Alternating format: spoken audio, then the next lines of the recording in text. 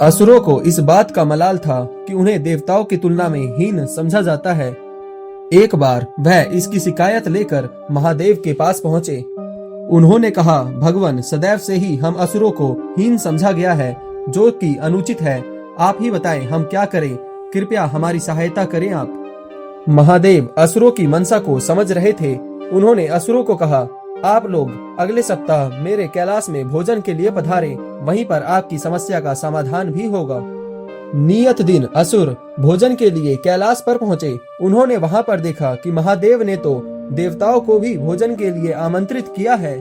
महादेव ने कहा, आज असुरों और देवताओं को कैलाश पर ही भोजन का आमंत्रण मिला है, किंतु भोजन का एक शर्त है। आप सभी को इस नियम का पालन करना होगा, तभी आप भोजन कर सकते हैं, अन्यथा नहीं। असुरों ने अपनी जिज्ञासा प्रकट की और भोजन के नियमों को जानना चाहा। महादेव ने कहा, आप लोगों को भोजन तो करना है, लेकिन अपने हाथों को मोड़ना नहीं है। हाथों को सीधा ही रखना है और इस प्रकार ही आपको भोजन करना है। हर कोई हैरान था कि महादेव ने ऐसी शर्त क्यों रखी है, किंतु महादेव की आज्ञा थी, इसलिए दोनों ही पक्षों ने इस शर्त को स्वीकार किया।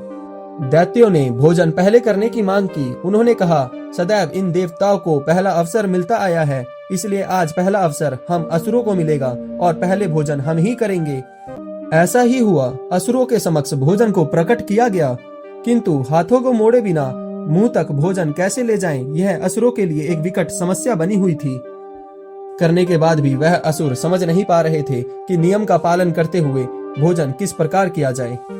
अंत में असुर शर्मिंदा होकर उठ गए और वहां से बिना भोजन करे ही जाने लगे, किंतु पीछे से उन्हें महादेव ने रोका और कहा, अभी देवताओं की बारी शेष है, इसलिए रुको और देवताओं को भोजन करता हुआ भी देखो। असुरों ने सोचा, जिस प्रकार हमारा अपमान हुआ है, अभी उसी प्रकार देवताओं का अपमान भी होगा, इसलिए वह देवताओं को अपमानित होते हुए देखने के लिए वहीं रुक गए। देवता भी कुछ समय तक सोचते ही रहे कि भोजन कैसे किया जाए, और फिर उन्हें कुछ ही समय में समाधान भी मिल गया। असुर यह देखकर हैरान हो गए कि देवताओं ने दो दो की जोड़ी बना ली है और जोड़ी का प्रत्येक सदस्य दूसरे सदस्य को अपने हाथों से भोजन करवा रहा है। असुरों को अपने प्रश्न का उत्तर मिल चुका था। वह शर्मिंदा होते हुए कैलाश से चले गए और महादेव ने असुरों को बता दिया कि क्यों असुरों को बार बार हीनता का सामना करना पड़ रहा है। वीडियो अच्छी लगी हो तो लाइक करें और चैनल को सब्सक्राइब करें।